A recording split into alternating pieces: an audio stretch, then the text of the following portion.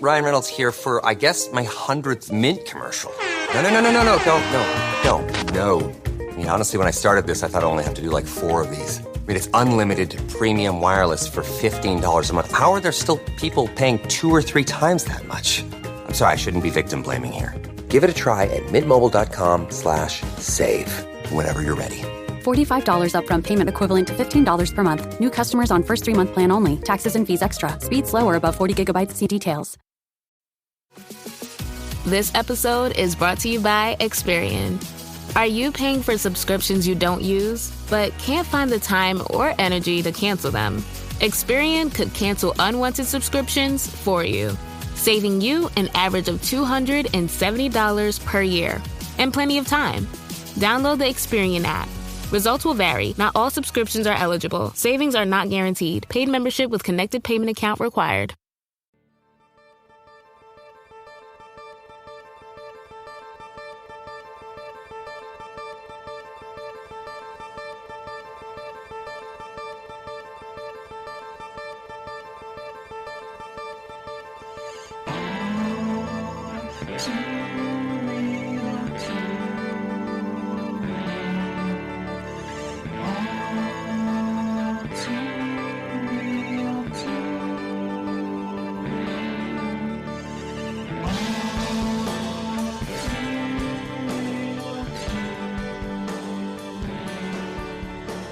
Okay, everybody, welcome to the latest episode of All Too Real 2. My name is Michael E. Cullen II, and with me, as always, is... Sesame, the hallucination kid, and Carta. Whoa, are you even here, then? No, man, I'm like in space right now. Whoa. I'm on the other side of the moon, where China eventually is going to. They let me go on one of their spaceships, bro. That was very nice of them. Well, it wasn't a favor. It's an exchange for my loyalty to the Communist Chinese Party and to work. Oh. Whatever. I am now a surrogate for the Chinese Communist Party. And So Xi Jinping, or whatever his name is your leader now? yeah, he's pretty chill, actually. Yeah. Do me a favor, when you see him next time, tell him he looks like Winnie the Pooh. Okay, you also got anything about Trump, because he's not a big fan of Trump, so I can give him a message about that as well. Tell him that Trump looks like a Garbage Pail Kid. I think he'll like that, actually. That's funny. Okay. Yeah. But it's against the law. They will not let any pictures of Winnie the Pooh be posted anywhere in China because people think Winnie the Pooh looks like the leader. Wow. And it usually leads to him being made fun of. That's crazy. All right, yeah. Well, yeah. At least according to John Oliver on Last Week Tonight. So, anywho, speaking of fun childhood adventures, today on the show we are covering a 1993 movie entitled The Skateboard Kid. Yeah. The summary, according to the Internet Movie Database, is: no one could be more bored than Zack, the new kid in town with no friends in sight, when a gang of hip skateboarding thrashers start cruising his neighborhood. Zack hopes his luck will change, but they want nothing to do with him. Then Zack makes the discovery of his life, a talking, wisecracking, magical skateboard, and suddenly skateboarding rises to an entirely new heights. That is not the movie. It's not even close to the movie, unless that was the original story, because, yeah, that's featured in the movie, sure. Yeah. Not the plot of the movie. I mean, No. He has like 80 different subplots. It's so hard to figure out. And this is actually the description that was on the back of the VHS. Yeah, well, the file that you sent me after the movie, it shows different trailers, and it showed the trailer to this movie. The trailer has nothing to do with what the movie's actually about. And in fact, the trailer actually used the most uninteresting clips from the movie to put into the trailer instead of the cool clip. So I'm not sure who bungled that editing, because they have so many cool things they use. They use the most boring clips to put in there. The cover of the movie too includes Zack not wearing his WoW hat, wearing some random white baseball cap. It is at least the right kid, I think. And he's wearing clothing that he never wears in the movie. He's on a skateboard that is not the skateboard from the movie. And randomly, there's a dog on the skateboard with him. Okay. There's not a single dog in this whole fucking movie. So I'm starting to think maybe the script changed like significantly at one point, and Either that or they just told somebody to make the poster. yeah, they're like, hey, You didn't see the movie. exactly. Hey, man, we're doing a '90s skateboard film with like Anyway, a whole lot of really good actors, mind you. Like I mean, like for example, I was talking about Almost Famous earlier. With the yeah. mother of William from Almost Famous, you know, which is really interesting because I don't know her name, but she's really famous. She's not in this. She's not? Oh, okay. Never mind. No, it's a different actress. All right. Well, she looks kind of like her. And you got the dude. Yeah, she's actually Bess Armstrong. Is that who you're talking about? The woman, the main woman in the movie? Yeah, what's her name? I forgot her name already. Maggie's the character's name. Maggie, yeah. Yeah, Bess Armstrong is probably from that generation best known as the mom on My So-Called Life. Oh, okay. Yeah, but then you have Timothy Busfield in this as Frank. Hello. He's known for 30-something and The West Wing, among other things. Cliff DeYoung, who is known for a lot of movies, including The Craft, Shock Treatment, Glory, The Hunger. He's still working to this day. Yeah, he's on Grey's Anatomy for a couple episodes. Yeah, he's in a lot of things. You know him if you see him. Then we have Trevor Lissauer as Zack. People may know him from his 2 seasons on Sabrina the Teenage Witch. Wow. We've got Chanel Gray, aka Chanel Workman, as Jenny. She went on to be on like One Life to Live and Bold and the Beautiful and some other things over the years, and she was also the legal guardian to her sister, who is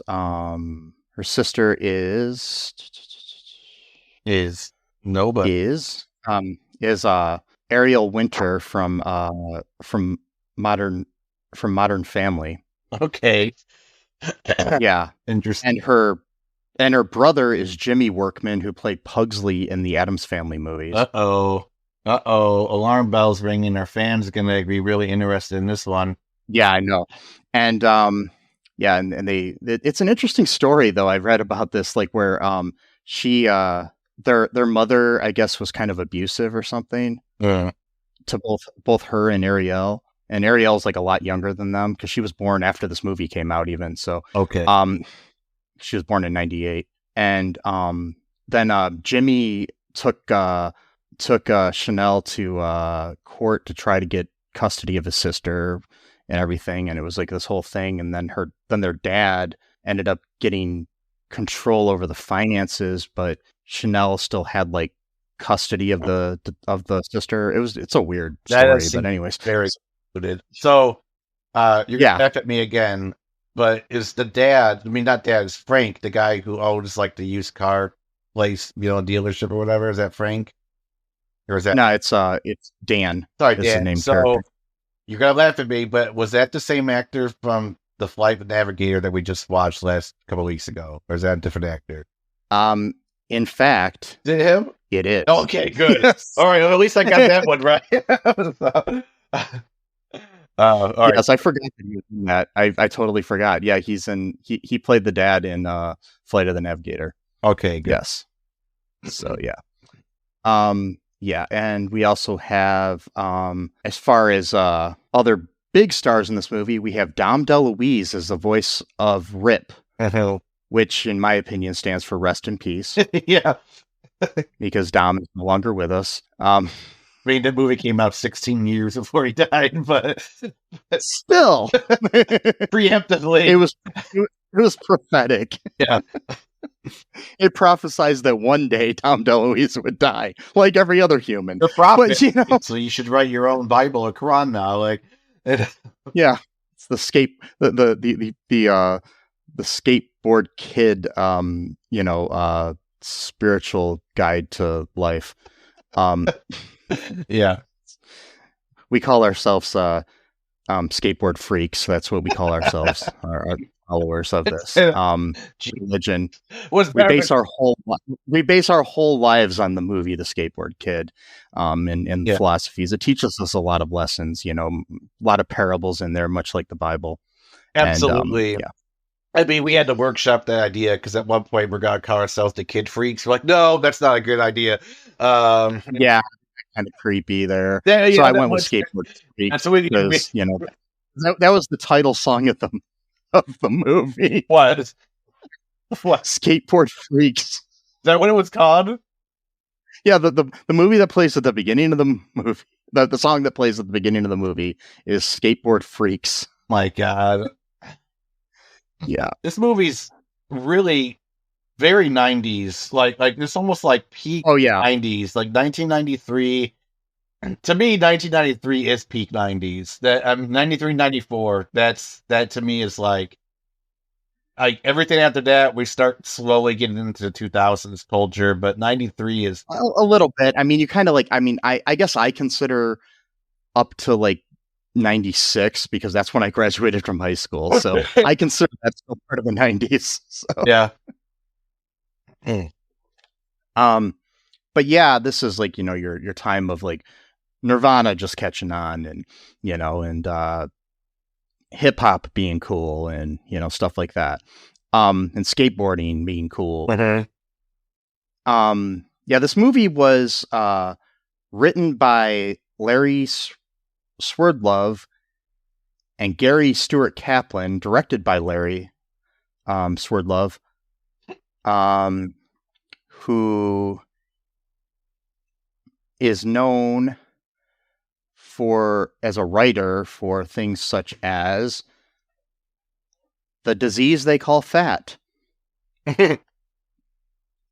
Jakers, The Adventures of Piggly-Winks, Sitting Ducks, Clifford the Big Red Dog, RoboCop Alpha Commando, the animated series. Muppet Babies, Chippendale Rescue Rangers, Pink Panther. Bunch of stuff like that he's writer for. And this is the only thing he's ever directed. So, yeah. Yep. Interesting. And this was produced by New Concord Pictures, which was a company that was known for low budget movies. Started by Roger Corman, the famous low budget movie producer and director who started the careers of people like Ron Howard, and as far as directing goes, is Ron Howard, James Cameron, like Brian De Palma, different people like. I think Brian De Palma, I'm not sure, but a lot of people got their start working through his programs of being paid next to nothing and making movies for next to nothing. Like James Cameron started out as working for him as like a set decorator and stuff, and he stayed up all night making a spaceship and putting like little, like, I guess you call them like gibbets on the walls that make it look more like a spaceship. And he was trying to find things to put on there. And he went to McDonald's and got a bunch of styrofoam containers for Big Macs and put those on the wall and then painted them gray and stuff. And they're in the background, stuff like that. Just was being very, so just look into Roger Corman. He sadly recently passed away as well. So, yeah.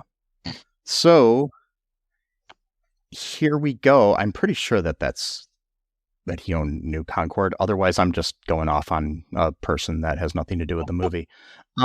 You want to get in the movie? What's your reaction to this movie after seeing it? Oh, my reaction is like, it's wild, bro. It's so 90s. It's radical skateboarding. No, I loved it. I thought it was awesome. God, I mean, I was, again, I took some medication right before watching it. I thought it was the coolest thing ever, so I don't know if I'd watch it again, maybe I'd feel differently, but yeah, I loved it, man. Yeah, so I enjoyed it in a this is so bad it's good sort of way. Yeah, and Roger Corman was the executive producer of the movie, so I'm not going crazy. So I just had to look that up. So Yep. yeah, but yeah, it basically, after watching it, I felt like I time traveled back to the 90s. And Because this is so like, it's like taking the year 1993 and just putting it into a blender. And this is what you get into a movie, and this is what came out. Yeah. Mm-hmm. So yeah, good times,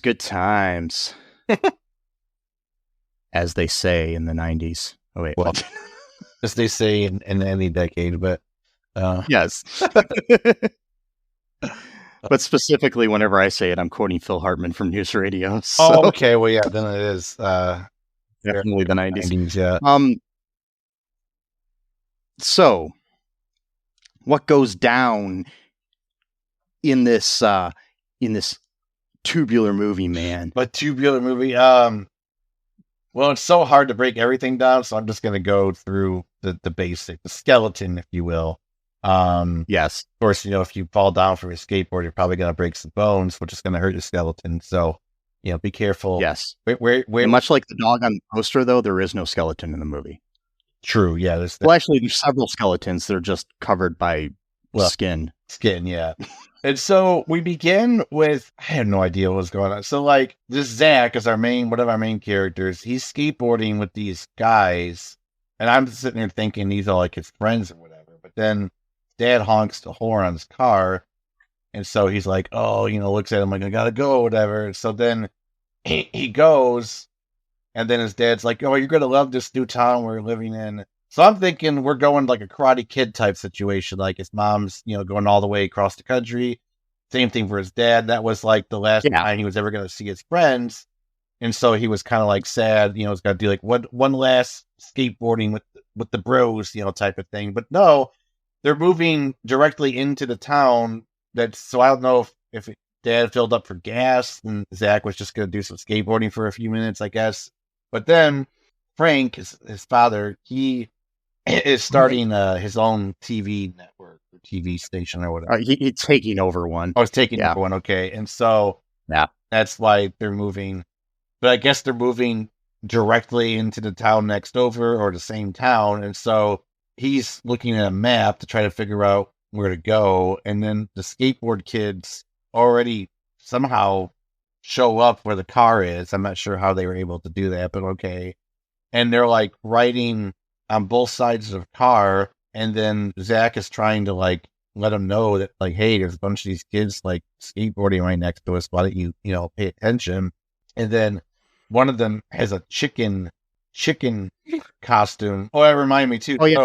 Yeah, go ahead. Earlier in the movie, we had a situation where these kids are the bad kids in town or something. And before we even meet Zack, I guess, and they pull a trick on the town sheriff or whatever and take the bumper off his car or something, and with like big, like heavy duty rope or something, and they hook it to the back of it. But there's a guy that's randomly outside in a chicken suit outside of a restaurant or something yelling chicken wings.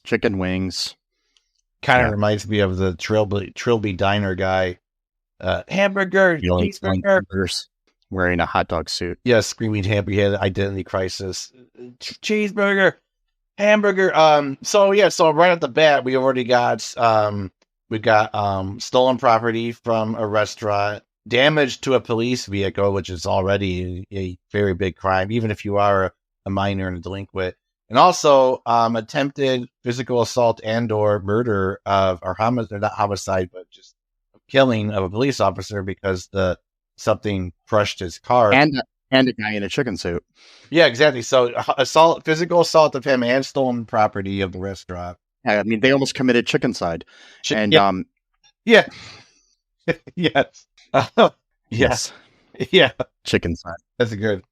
And so they hit, his dad, quote, hits someone with the chicken mask guy. And it's really the ringleader of the skateboard gang, if you could call it a gang, because they don't really get up to much, but they act like they're really tough, I guess. And Like, oh, you killed. They're no buttercream gang, mind you. I mean, no, they're not. They're not. They're not the good guys. Like, ironically, these guys actually are a little bit more extreme than Pete from the Buttercream Gang when he was supposed to be one of the toughest gangs of Chicago. These kids, worse than he was, and even they aren't that bad. But okay, and then, and so he quote hits their friend, and then he does like this whole spasm thing to make it look like he's dead or something. I don't know, and then takes off the chicken mask and like, oh, it's just me. Didn't really kill me, ha ha ha, or whatever. And then like, oh, how come you didn't laugh or whatever or something? I goes, yeah, it was funny until you took your mask off or something like. I don't remember what it was. Some stupid comeback. Yeah, and while this was going on, they cut the little there's like a little U-Haul container on top of the car that has like their stuff in it. I'm assuming. Yeah, I guess. And these guys kind of cut it off of the thing, and then they go into town, and it falls off, and it's never. It's such a like. It seems like an important thing that the stuff falls off the car in this scene, but we never see them recover their stuff. We never see what happened after that. Yeah, we was never mentioned either. It's just like, okay, I guess we lost some shit. Like, it's bad writing and or editing or directing. Yeah, it was just ridiculous. And so they go into town with, again, all their stuff missing. They go into the new house. Evidently, there's like this weird thing going on where there's like this shady used car salesman kind of, stereotype. Oh yeah, before that, there's an important thing though that happened while they were there though. They say something, remember what your mom always said, and that's when we find out that, like the trope that, one of the parents is dead. Right, yeah. All these type of movies. Yeah. That, something about, what was it? Like, you never know what you're looking for might be right in front of you the whole time or something. Or like something. That. Some bullshit, and it's like, or things aren't as what they seem or something. I don't know. It was some stupid. It was life something like that. It was like a bullshit life doesn't make any sense. Just, yeah, it's, I can't remember because they, okay. The reason why is because the dad wanted to go to a place called, that was the other thing too. So he's like, he wants to go find a place called Mill Creek because that's where they're supposed to live. And then he's asking the place if they know where Mill Creek is. And they're like, I don't know. I'm not sure if we ever heard that. It's like, oh yeah, it's actually, you go that way 40 miles and then you make a right. And then like, they like skip her off. Like they play a trick on them, but then the sign literally says to go that direction. So it's like, how are you playing a trick on them by telling them the truth? Like, I don't understand. Okay. Like that makes no sense at all. That's like someone like me going like, hey, you know how to get to the Speedway gas station?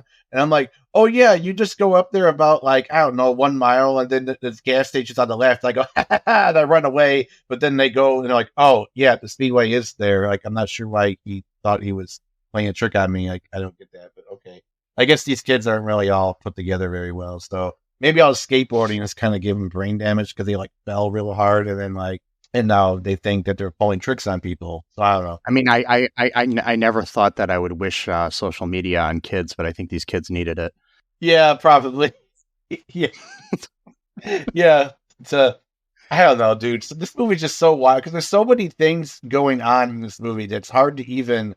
So let's just do. How about this? How about we just do like the base? Because I can get lost in all these different details. Okay, so yeah. The basic premise is So we meet our like female adult, protagonist here, played by Bess Armstrong, named Maggie, and she runs this like antique shop or something, and Zack ends up helping her out of a situation where she's, I guess, hasn't paid her electric bill or something, and so he goes and changes the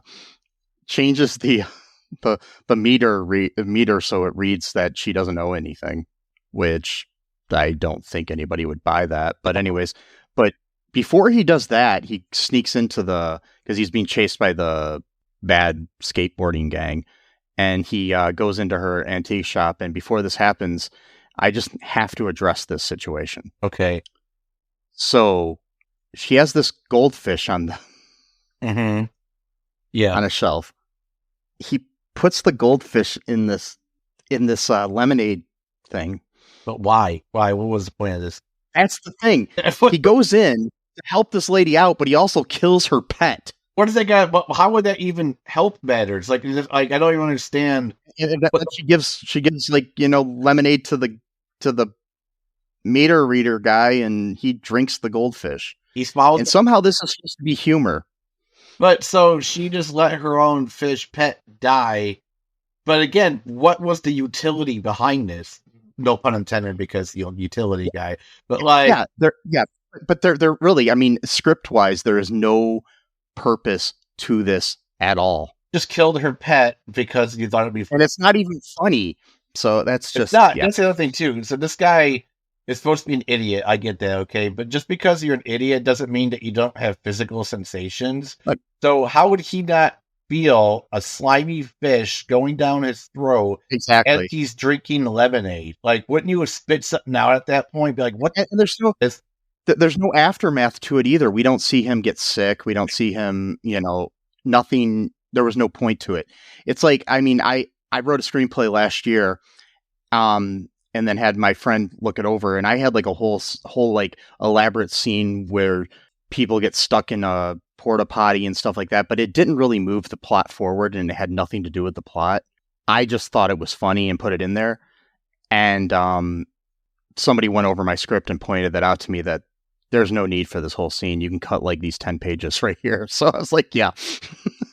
So, at least I was smart enough before I have ever filmed anything to realize that it didn't further the story in any way whatsoever.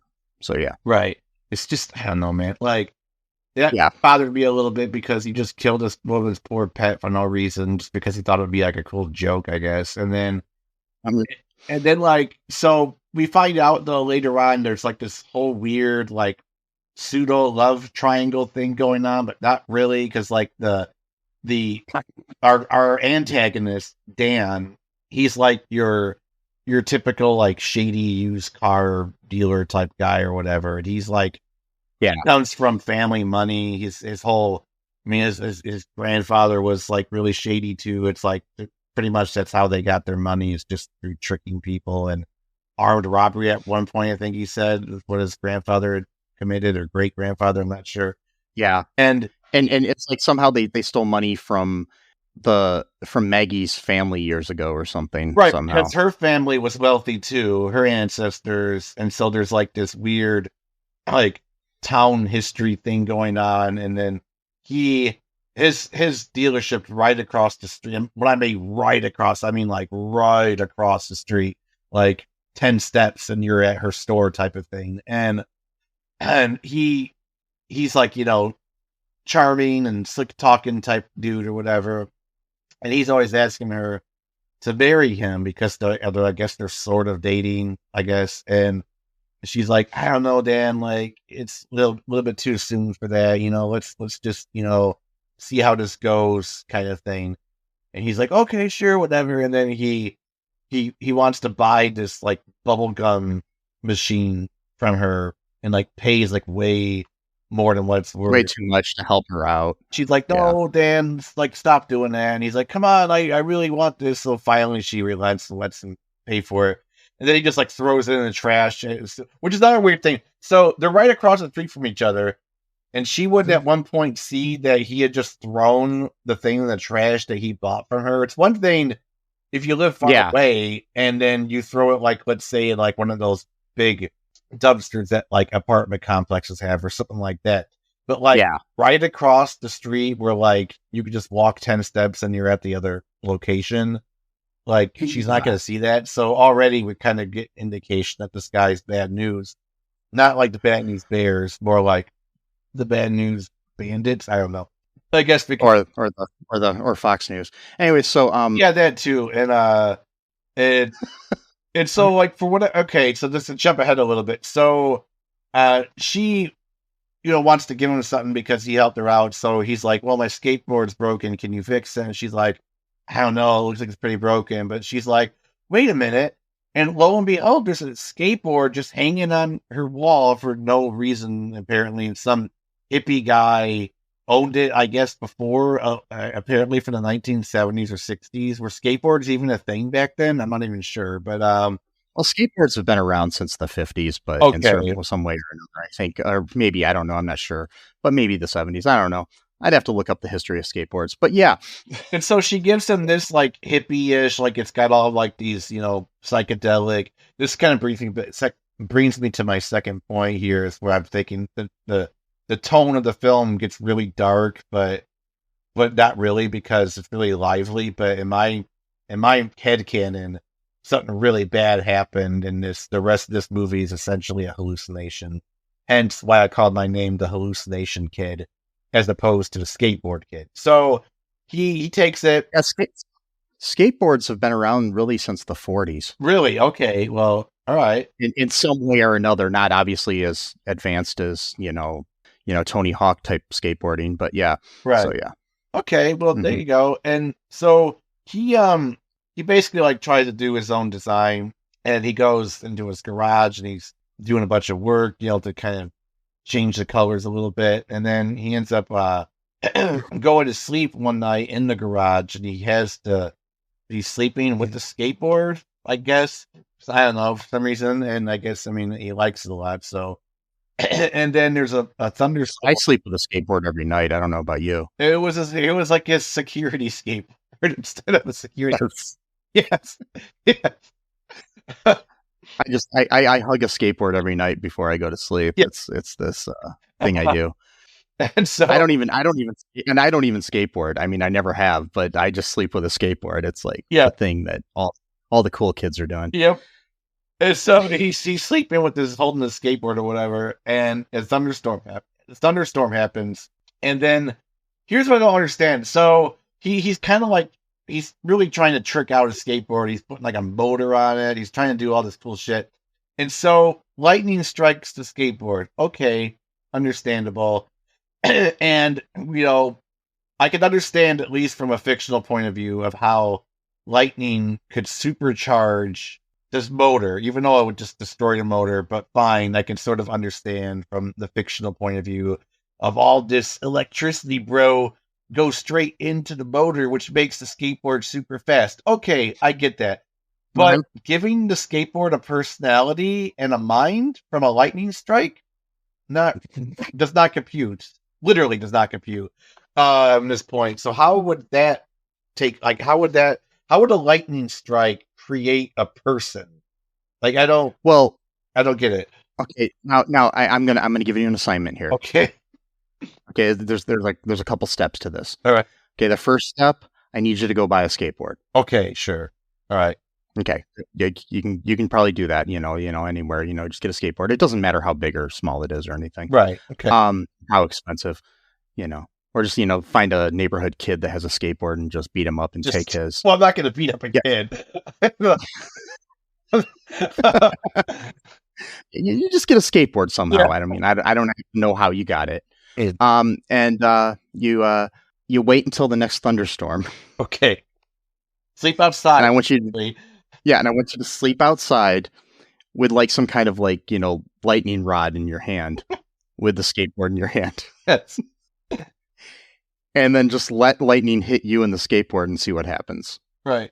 And see what happens. And maybe it'd be like a Benjamin Franklin thing, or maybe they're trying to do a Frankenstein thing, because isn't that how Frankenstein, the monster? And they had some kind of like Frankenstein-ish movie, old movie on the TV. Like, it wasn't Frankenstein because they probably couldn't afford the rights to it. Okay. And it was some public domain movie on the screen that was maybe it was another Frankenstein, movie from the silent era or something, but okay. Yeah. Well, all right, that makes sense. So, yes, maybe they were going for that. But even then, Frankenstein's monster didn't really have a personality, at least from what I remember. Yeah. Maybe some of the later editions he did, but I think the Frankenstein movie would have been a lot better if Frankenstein was voiced by Dom DeLuise. Yeah. Yes. That would make it instead of or whatever. All of a sudden, you had this cool, hip, voice. Yeah, and so here's where the dark turn happened. So in my headcanon, what really happened was that the thunderstorm did indeed occur, and then lightning did indeed strike the skateboard and or Zack. And we are either experiencing a coma dream of Zack where he thinks going forward everything is actually taking place, but it's really not because he's just in the hospital bed in a coma, or he's just dead, and then he's just living this weird post life like millisecond of. It's apparently they've done some science. I guess some scientists have kind of found that there's a split second after someone dies that their consciousness still is somewhat there. So maybe he's experiencing an entire movie within the millisecond before he actually just completely goes off and dies. That's my headcanon. So it's really dark. So right now, in reality, everybody's surrounding. So the movie's kind of like a Vanilla Sky sort of situation. Yes, that's my headcanon. So okay. In reality, everyone's surrounding his hospital bed, rooting for him, come on, wake up, Zack. But in his mind, he's just having the time of his life with the skateboard that talks, does cool tricks, flies. Apparently skateboards fly now. So why would that even be a thing? If you're gonna make a skateboard movie, I mean, we have covered in the past Jack Frost, where a snowman came to life, but it was the dad. So, I mean, like you said, Snow Dad's better than No Dad, and I guess electric skateboard is better than dying. It's not really, doesn't really rhyme, but skateboard with the voice of some guy from Cannonball Run is better than none. There you go. And by none, we mean not none like the Catholic. Yeah, religion. Not like sister or anything. No, not like that. We're not doing that kind of. Nuns on a skateboard. That would be another good movie, though. Nuns on a skate. No, it would workshop the title. Yeah. But and so this thing comes to life from a lightning strike somehow, and has a personality, a mind, abilities, strategy, all the things that come with the working mind are now present in this skateboard.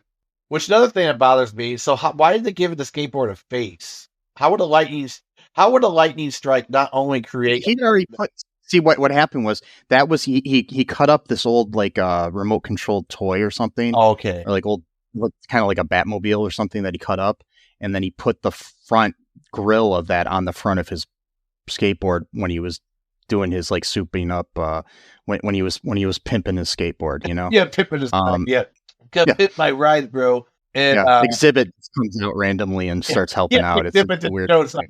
Oh my god. So and so the skateboard becomes his, in his words, his best friend, which is sad in a lot of ways, but also endearing at the same time. I don't know. And so so the problem that now that I'm talking about it, there actually are a few problems I have with this movie. So, and I think I actually was thinking of it while I was watching it, but since I was so highly medicated, I didn't really see anything wrong with it. I was just there for the ride, essentially.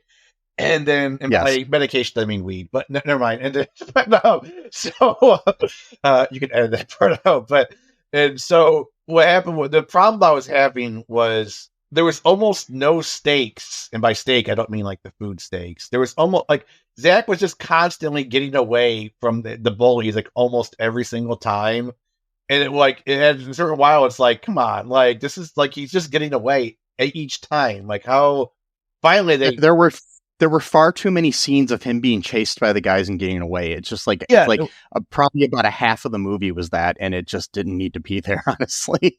At one point they finally did catch up and they broke the skateboard. Okay, finally something bad potentially happened, but not really. Yeah, because each time the skateboard broke 2 or 3 times in this movie, and each time it just got back together somehow, and then it's back day to day. That's the DeLuise magic. Yes, I'm telling you. The DeLuise dark arts, the dark arts of DeLuise, the dark arts of DeLuise. Yeah, that's a good song. That's one of the sacred texts of a skateboard freaks. No, that's a good. Now my new song is gonna be the dark arts of Dom DeLuise, and I'm gonna use clips of this movie Yes. Thank you for that. That's perfect. Yes. Oh my god, I'm like crying now from this. But yeah, fucking skateboard dude named Rip, mind you, he named him Rip for some reason. I guess because he rips through things real fast, and Rip does get him out of quite a few pickles throughout the movie. Too many, in my view. Yes, there is such a thing as too many pickles. And this is one example of that. What else happens, dude? I'm talking too much. So basically, okay, what we have happening here is, okay, so big dirty Dan here, Dan Tanner, which is funny because it's the same name as Bob Saget's character from Full House, and one of the actors from Full House is in the sequel to this movie. So okay, and also too, Biff Tanner was the villain in Bad guy in Back to the Future. Yeah, and he had skateboarding in the Back to the Future. Interesting. Okay. Yes. So, anyways, he's got this plan to get this like hidden gold that he has a map for, which I was just like, okay, he had a map the whole fucking time. Right. So, he's just too stupid to understand how to read it, and he wants to get basically he's trying to marry Maggie because he wants to get her land because the treasure's probably on her land. And and so he ends up and oh yeah, there's another subplot that they don't even really go into. Maggie's daughter, who befriends Zack, and she also is friends with Rip as well. Yeah, she's one of the first people to understand that he's actually that's Chanel Workman's character, or Chanel Gray, depending on how you want to address her. Her name is Jenny, and Jenny has some kind of heart problem. Oh, that's right. Yeah, that Maggie can't afford to take care of. So Dan's kind of like holding that over her head because he's going to help her out to be able to take care of Jenny so she doesn't die. Right. So now Dan is committing sexual and or marital blackmail, which that's great, I guess. And yeah. So basically, he basically forces her to agree to marry him so Jenny won't die. Yeah, that's great. Awesome. There's nothing more wholesome than using the medical problems of a child to gain wealth. It's the most American thing you can do. Anyway, so well, it is actually the most American thing. Exactly. Oh, God bless America, land that I love. Not so much anymore. No. Stand beside her and guide her into darkness and despair. To the darkness of dark arts. Yes, the dark arts of DeLuise. Anyway, so the So Big Dan, basically, there's some convoluted way that he ends up taking over the mortgage of the property or something, and thing. But he's going to try to marry her, but then they get the map out of this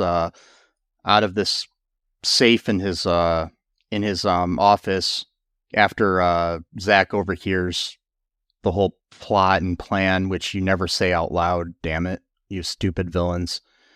I know. They're in the trailer drinking shots, and that's when he's deciding to discuss his grand plan with this idiot sidekick dude. I'm like, okay. Yeah. Like, why don't you just project it further? Why don't you just take a big sign in the middle of town square and just, I'm going to do something illegal? Like, well, I mean, it's a total stereotype. Like, I mean, it's like in all these Bond movies where the villain is like, this is what I'm going to do, James Bond, and this is how I'm going to do it, and this is how I'm going to kill you. It's like, okay, thanks for telling me how I can solve the day.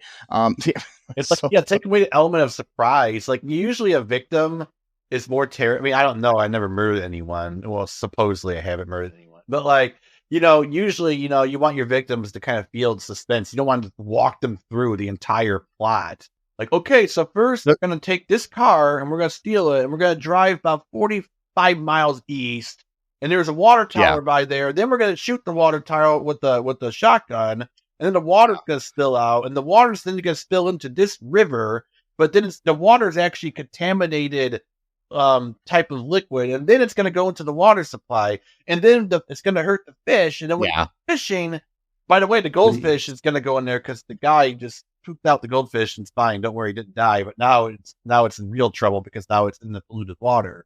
And then someone's going to catch the fish, then they're going to cook the fish and eat it, and then they're going to get sick off the fish. This is all part of the hadiths of the of the writing of the hadith. Yes, the hadith. Is that what you said, hadith? Yeah, like the Islam. Yeah, it's the hadith of Dom DeLuise. Damn it. Yes. So sorry. Anyways, and I also want to make sure that it's clear that us skateboard freaks do not believe in murder. No, we don't. No, we do not. That's or consuming goldfish. And that's one of our religious diets. Yeah, we're not allowed to eat goldfish yet. Yeah. Yes. It's not kosher to eat goldfish. No, I'm just gonna throw out everything. Definitely not. No, especially not live goldfish. Especially not. No, But I mean, any other kind of fish are fine unless you're allergic, like I am. But okay, sure, yeah. Except for once a year, we do have a holiday where each person has to eat something that they're allergic to in order to build immunity to the allergies. Hopefully they won't die. And bringing it all back to the goldfish thing and Timothy Busfield, who's in this, in the series West Wing, he was dating Allison Janney's character. And at one point she mentioned that she liked goldfish, but she was talking about the crackers. Oh, okay. But he bought her a goldfish. So go. Let's see, full circle of life. Yes. So, anywho, sorry, I took you way off the track here. Yes, but I just remembered that as we were talking about a goldfish, and I saw Timothy Busfield's name on my screen, and I'm like, wait, wow. So so basically, what ends up happening is he tricks her into agreeing to marry him the next day, right away. So then he can then, I guess, through marriage, own the property or something. Because women don't have autonomy or whatever. Right. So maybe not in this town. I guess not.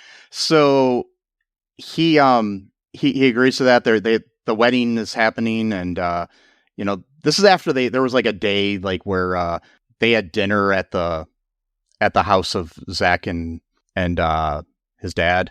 Oh yeah, what's his dad's name? Frank and Zack. So Jenny and Maggie had dinner there, and it was a weird situation where there was stuff that was, I think, supposed to be funny that wasn't funny. It was because one thing, Frank had clown hair super glued to his head, or a wig or whatever. Yeah. Off, and so he had to wear this the whole time during the dinner, and I guess he really just went all in on his clown role after that, because I can't do anything about it now, so I'm just gonna completely embarrass myself by acting really aggressively weird, making all these weird talking about the movie Alien, about stuff coming out of it was weird. So that made me uncomfortable, and then yeah, this whole movie made me uncomfortable. Anyway, so then they have they're at the wedding, and they get the map to Jenny somehow through a scarecrow on top of Rip, and sure, why not? Yeah, and she points out to her mom before she says I do, and she's like the minister keeps saying, do you take so and so, blah blah blah, and it's and he keeps insisting on saying it, and she's like, I do not. Total 90s. So yeah. And then Zack at one point comes in there, and he drops the cake on Dan, and he says, I now pronounce you man and cake. Which doesn't make any sense, because if he's I guess it does make sense. Never mind. I would woman and cake. Either way, it's a really lame line. Yeah, it is. But it's the most memorable line from the movie for some reason to me. And so then we get the situation where we find out that he owns he basically cashes in on the mortgage and basically owns her land or whatever, but it says that he owns the land and the dwellings. But it turns out that the money was inside this water tower that was on the land, this little clubhouse water tower thing. And that's not a dwelling. Uh-oh. So yeah. So he doesn't own it, and then in the end, she gets all the money, and Frank and Maggie get married, which like really fast. Yeah, yeah. How like what is the duration of time in this movie? Like a few days, a few weeks? Like what are we talking here? And like he's I believe him. I mean, I understand love at first sight, but it seems like, like it's just a few days later that they got married or something. I don't know. I mean, well, maybe sometime, because they did build another little water tower in front of the and spruce up the TV station. So I guess he married her for the money, because then she funded his TV station. So yes, he got the money too, but it wasn't because that was his reward. So he didn't have ulterior motives like Dan did. So then he was rewarded with generational wealth from his wife's side of the family, because that's what happens when you do the right thing. You just automatically come into money, and then and that's how you survive in America, my friends. You got married into wealth. That's terrible. You got married into wealth. Make sure you get a prenup right away before any shit goes down. And then if you get divorced, you're banking on that shit. You're making bank. So try it. Maybe, I don't know. That actually happened once to me. I for like a split second, I considered it. Like it was, I was at the mosque during Ramadan one year, and then every year they do like a sort of fundraising thing where they're like, hey, we got like this loan for this mosque, like $2 million loan. We need to pay it off. The guy is generous enough that he didn't charge interest on the loan. He just wants us to pay him back the exact amount. Yeah. Because in Islam, usury is actually illegal. It's not allowed. So, yeah. So, people are, they're pledging publicly, which that was weird. You're not really supposed to do that in Islam. You're not really supposed to flaunt your wealth, but whatever. Yeah. That's but there it is. The Americanization of Islam. There it is. It got influenced, and it went into the religion. Okay. So, and so people are like pledging like $100, $500, $1,000, etc. I kid you not, this woman pledged $1 million. My ass is sitting there looking around, trying to see who was saying that. And I'm like, okay, that one. All right, try to turn on the charm, And but no, I didn't do it. But other guys were joking too. They're like, yeah, who was that woman? Yeah. Darn it, Matt. We could have a lot better studio for our. Oh, yeah. Yep. Yes. I think I might know who it was. I think I might know who it was, because Denny, one of the people we used to know back in our community, said that there was a Muslim woman in his neighborhood who drove like a Ferrari. So it's probably her. Well, you could still go for it, my friend. Yeah, I have to find out who she is. But I just point you. Yeah, find out who she is and put on that charm. Yep. And become a sleaze bag and get yourself some money here. Yeah, there we go. Sorry, that was a weird tangent. Weird aside, but hey, it's the American way. Yeah. And if nothing else, we learn from the world that, people who are greedy and selfish and, take advantage of people are the good people in this country. Right. Yep. They're the real true hero Christians. Yes, they're the true Christians and true heroes of our fine land. There are a few points that I forgot. Oh yeah, so these are just doesn't really matter to the story anymore. But the leader of the pseudo skateboard gang was actually the son of Dan. And so he kind of learned his ways from his father, being shady and just not caring about people and trying to take advantage of others.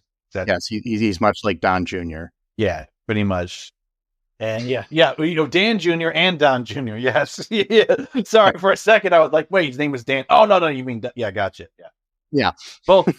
What we call that is double entendre in the industry of talking. Yes, I don't know. Sure. It's the industry thing. It's not just a regular speech thing. You got to be in the industry. No, it's industry thing. It's like, That's another song title, industry thing. What industry are we talking about? I don't know. Industry thing. That's the name of the song. There you go. You figure it out, Yes. Oh boy. So yeah, any other thoughts about this movie? I'm trying to just conjure up a few thoughts here. Well, there was, again, this is probably me. Probably me being porn brained for, my mind fucked up at an early age, being pornography for the first time when I was like 13 or 14 years old. But there was a moment where Maggie's like telling Zack, like, oh, you really helped me. Everyone deserves a reward. And I'm like, God damn it. Like, no, don't go there. Like, it's like, Mrs. Robinson, are you trying to seduce me? Yeah, I'm like, don't, let's not go there. That's not what she meant. So, yes. Oh God. Yep. I think that's it. So, I'll probably have some thoughts right after we get done recording, but right now I can't think of anything. So yeah, we're all good here. Yeah, so I have no other thoughts about this movie. We may or may not cover the sequel in the future, which has nothing to mind you with this one. It has really it's a sequel in name only sort of thing, and similar plot, I guess. But anyways, yeah, rest in peace, Rip Dom DeLuise, right? Our almighty prophet. Anyway, so oh my God, the prophet of our prophet, and the prophet of our prophet. Yes. What if he had that in where you have prophets of God, but then you have prophets of that prophet, and then you have a prophet of the prophet of the prophet, and then it just gets really confusing. And that's how you get a mega church. Well, yeah, that's true. Yes. Anyways, to our parishioners of this podcast, that's a good one. Parishioners of the podcast. That should be the name for our followers, parishioners. Yes, parishioners. Are you a religious podcast? No, we just use the word parishioner. No. It's like, oh, I came here to hear about, the spiritual meanings behind the Skateboard Kid, and we're talking about the dark arts of Dom DeLuise. Yes. So to our parishioners that are still listening, make sure you do us a favor. This is one of our tenets here. Yes. You need to go to Apple Podcast and give us a 5-star Apple, review. This is like the Adam and Eve Apple. Yes. Take a bite of the apple and give us a 5-star review. Tell us how funny we are and how weird we are and how much you worship us. Anyway, so hopefully you laugh half as hard at our jokes as we do to our own jokes. Yes. And check out all2real2.com. It's got links to all of our stuff. All of our sacraments, which are which include things like links to Facebook, yes, TikTok, all the Instagram, all the godly things. Yes, and just share our show wherever you can. But yeah, if you give us a 5-star review, it does really help a lot to get our show out there and get people to know that we exist. And if you like it, share the show. You can proselytize the good word of all too real to on the street corners. Yes. In your local town. Yes. Yes. Just do it. And just remember, until next time, folks, I love you. I now pronounce you man and cake. And until next time. Oh yeah, and Sesame loves you too, by the way. I forgot that. And until next time, bye-bye. Thanks for listening to All Too Real 2 podcast, a Cullen Park production. Produced and edited by Michael E. Cullen II. Music by Matthew Hawes. Subscribe and share the show. Visit us at cullenpark.com.